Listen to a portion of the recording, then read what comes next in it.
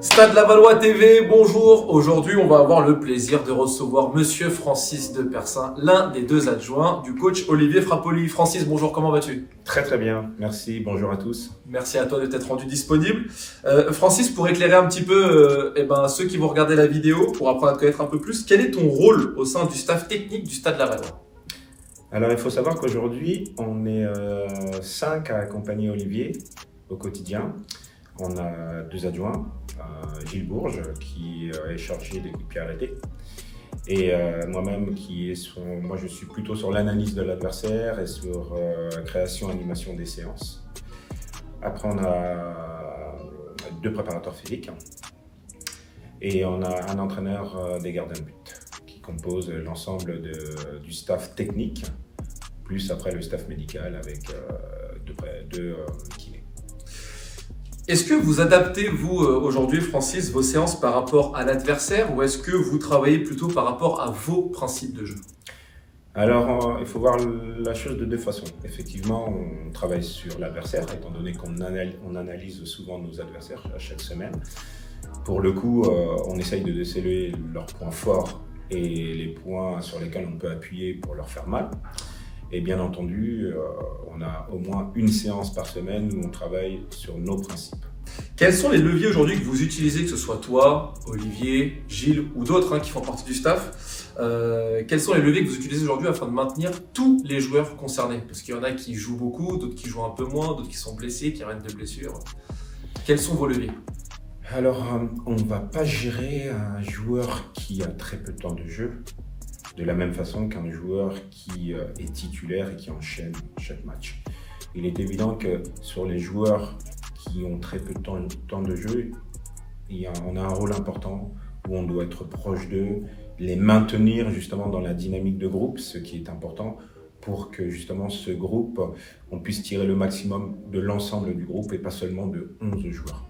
Pour moi, les joueurs qui ne jouent pas énormément ont un rôle hyper important dans la cohésion et dans la gestion d'une saison pour un club. Dans quelle mesure est-ce que tu interviens toi aujourd'hui dans les causeries du coach? Est-ce que tu interviens parfois, souvent ou pas du tout et c'est lui qui gère? Alors les causeries d'avant-match, c'est le coach, c'est son moment, c'est le moment où il va faire passer des messages importants sur la préparation du match, sur le déroulé du match où il essaye d'anticiper. Et du coup, on a quand même pas mal d'échanges dans la semaine qui lui permet justement d'éveiller ses réflexions. Et après, le jour du match, c'est son moment. Francis, toi, avant de rejoindre Laval, tu as connu plusieurs postes. Donc, analyse vidéo, préparateur physique, entraîneur adjoint, évidemment. Quelle expérience a le plus marqué ton approche du métier? Alors pour moi, je suis avant tout un entraîneur et un entraîneur adjoint.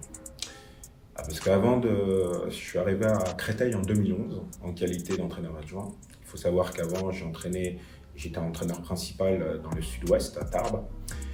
Et j'ai passé plusieurs saisons en qualité d'entraîneur principal.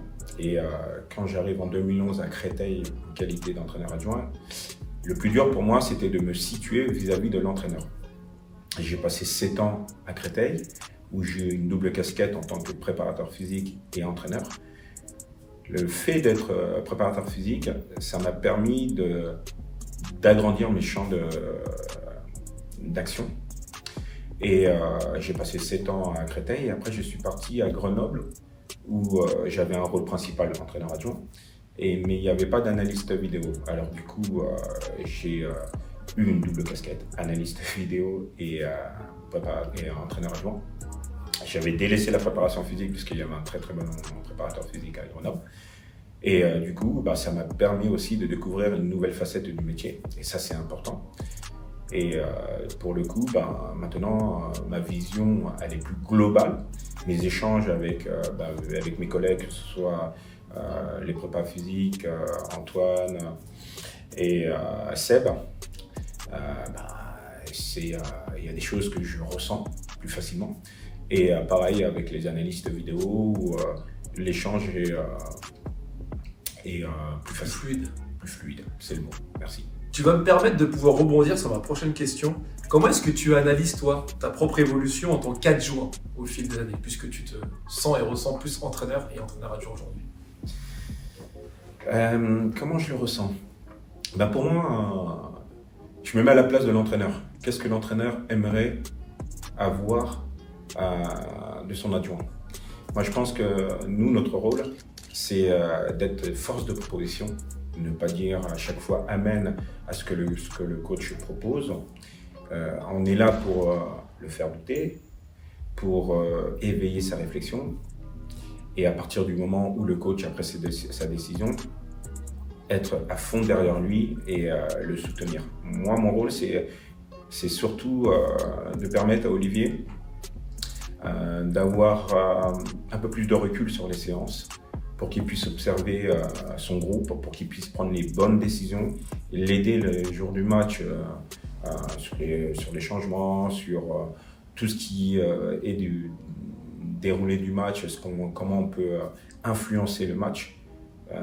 C'est ça pour moi, c'est ce côté important, mais c'est aussi faire la passerelle entre le vestiaire et lui, faire des filtres sur ce que je peux lui faire remonter sur le ressenti par rapport au vestiaire, et éviter de lui qu'il s'embrouille par rapport à certaines prises de décision, par rapport à un joueur ou par rapport au groupe.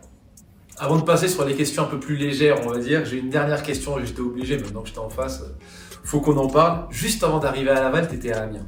Ouais. Pour refaire une petite rétrospective, Amiens se maintient l'avant-dernière journée de championnat.